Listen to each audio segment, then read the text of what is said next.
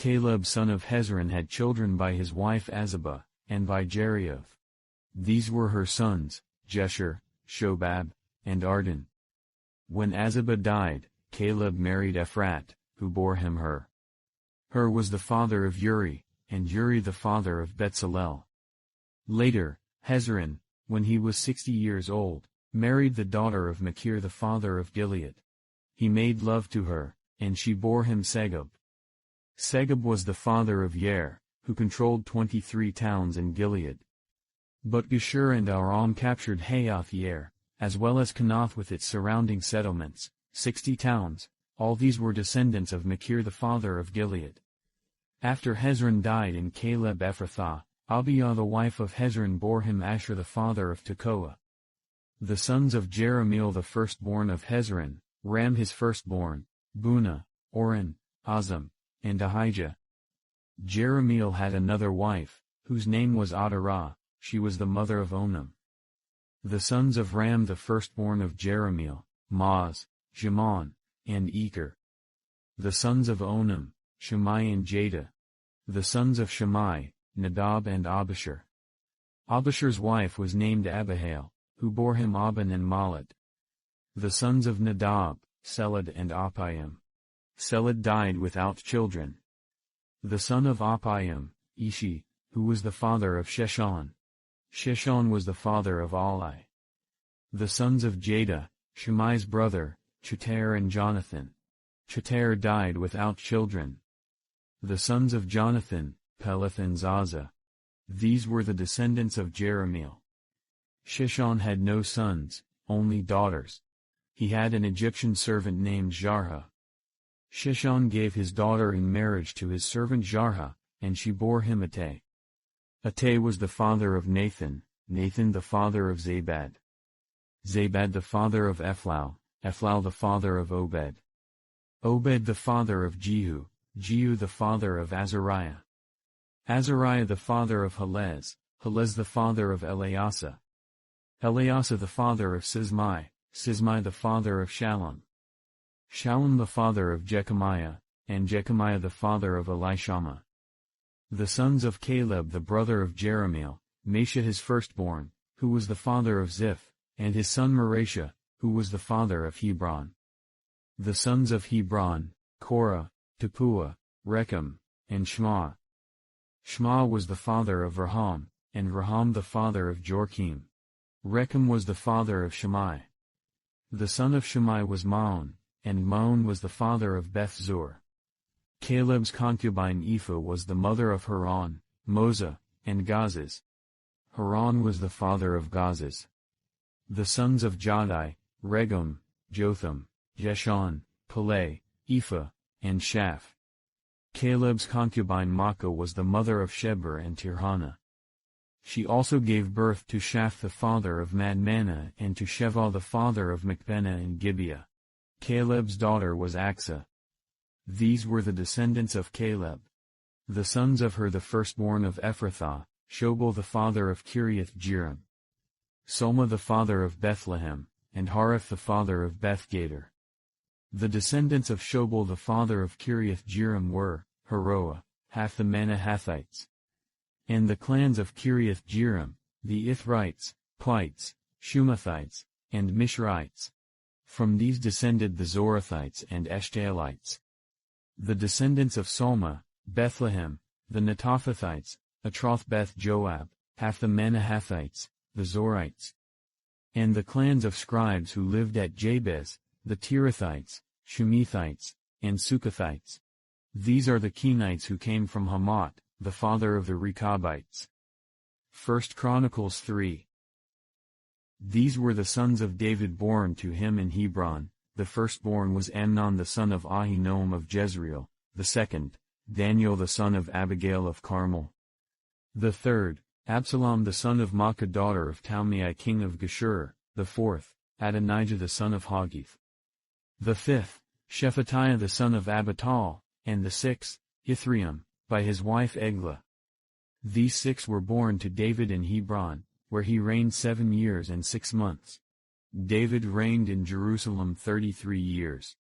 And these were the children born to him there, Shammua, Shobab, Nathan, and Solomon. These 4 were by Bathsheba daughter of Amiel.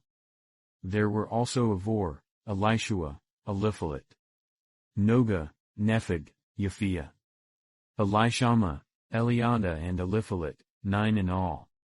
All these were the sons of David, besides his sons by his concubines. And Tamar was their sister.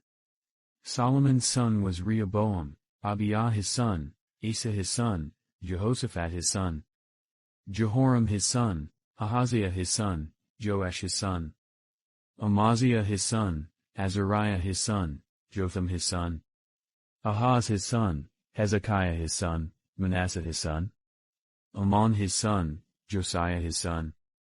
The sons of Josiah, Johanan the firstborn, Jehoiakim the second son, Zedekiah the third, Shallum the fourth. The successors of Jehoiakim, Jehoiakim his son, and Zedekiah. The descendants of Jehoiakim the captive, Shealtiel his son, Malchiram, Pedaiah, Shenazar, Jechemiah, Hashama, and Nedabiah. The sons of Pedaiah, Zerubbabel and Shimei.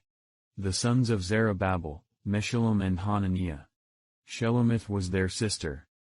There were also 5 others, Hashubah, Ohol, Berechiah, Hasadiah and Jushab-Hesed. The descendants of Hananiah, Pelatiah and Jeshiah, and the sons of Raphiah, of Arnon, of Obadiah and of Shechaniah. The descendants of Shechaniah, Shemaiah and his sons, Hattush, Egal, Bariah, Neariah and Shaphat, 6 in all. The sons of Neariah, Elionai, Hezekiah and Azrikam, 3 in all. The sons of Elionai, Hodaviah, Eliashib, Pelaiah, Akub, Johanan, Delaiah and Anani, 7 in all. 1 Chronicles 4. The descendants of Judah, Perez, Hezron, Carmi, Hur, and Shobal. Reiah son of Shobal was the father of Jahath, and Jahath the father of Ahumai and Lahad. These were the clans of the Zorathites. These were the sons of Edom, Jezreel, Ishma, and Idbash. Their sister was named Hazelelponi. Penel was the father of Gedor, and Ezer the father of Hushah. These were the descendants of Hur, the firstborn of Ephrathah and father of Bethlehem. Asher the father of Tekoa had 2 wives, Helah and Nara. Nara bore him Ahazam, Heper, Temeni, and Hahashatari. These were the descendants of Nara. The sons of Helah, Zereth, Zohar, Ethnon, and Kaz, who was the father of Anub and Hatzobebah and of the clans of Aharhel son of Haram. The mouths of fools are their undoing, and their lips are a snare to their very lives. The words of a gossip are like choice morsels, they go down to the inmost parts. One who is slack in his work is brother to one who destroys. The name of the Lord is a fortified tower, the righteous run to it and are safe. The wealth of the rich is their fortified city, they imagine it a wall too high to scale. Before a downfall the heart is haughty, but humility comes before honor. To answer before listening, that is folly and shame. The human spirit can endure in sickness, but a crushed spirit who can bear? The heart of the discerning acquires knowledge, for the ears of the wise seek it out. A gift opens the way and ushers the giver into the presence of the great. Moses writes this about the righteousness that is by the law, the person who does these things will live by them. But the righteousness that is by faith says, do not say in your heart, who will ascend into heaven? That is, to bring Christ down. Or who will descend into the deep? That is, to bring Christ up from the dead. But what does it say? The word is near you, it is in your mouth and in your heart, that is, the message concerning faith that we proclaim. If you declare with your mouth, Jesus is Lord, and believe in your heart that God raised him from the dead, you will be saved. For it is with your heart that you believe and are justified, and it is with your mouth that you profess your faith and are saved. As Scripture says, anyone who believes in him will never be put to shame. For there is no difference between Jew and Gentile, the same Lord is Lord of all and richly blesses all who call on him. 4. Everyone who calls on the name of the Lord will be saved. How, then, can they call on the one they have not believed in? And how can they believe in the one of whom they have not heard? And how can they hear without someone preaching to them? And how can anyone preach unless they are sent? As it is written, how beautiful are the feet of those who bring good news. But not all the Israelites accepted the good news. For Isaiah says, Lord, who has believed our message? Consequently, faith comes from hearing the message, and the message is heard through the word about Christ. But I ask, did they not hear? Of course they did. Their voice has gone out into all the earth, their words to the ends of the world. Again I ask, did Israel not understand? First, Moses says, I will make you envious by those who are not a nation, I will make you angry by a nation that has no understanding. And Isaiah boldly says, I was found by those who did not seek me, I revealed myself to those who did not ask for me. But concerning Israel he says, all day long I have held out my hands to a disobedient and obstinate people. Romans 11. I ask then, did God reject his people? By no means. I am an Israelite myself, a descendant of Abraham, from the tribe of Benjamin.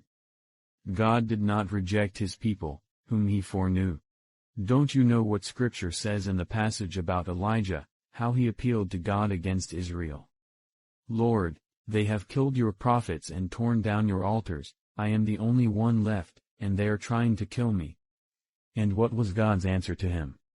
I have reserved for myself 7,000 who have not bowed the knee to Baal. So too, at the present time there is a remnant chosen by grace. And if by grace, then it cannot be based on works, if it were, grace would no longer be grace. What then? What the people of Israel sought so earnestly they did not obtain. The elect among them did, but the others were hardened. As it is written, God gave them a spirit of stupor, eyes that could not see and ears that could not hear, to this very day. And David says, may their table become a snare and a trap, a stumbling block and a retribution for them. May their eyes be darkened so they cannot see, and their backs be bent forever.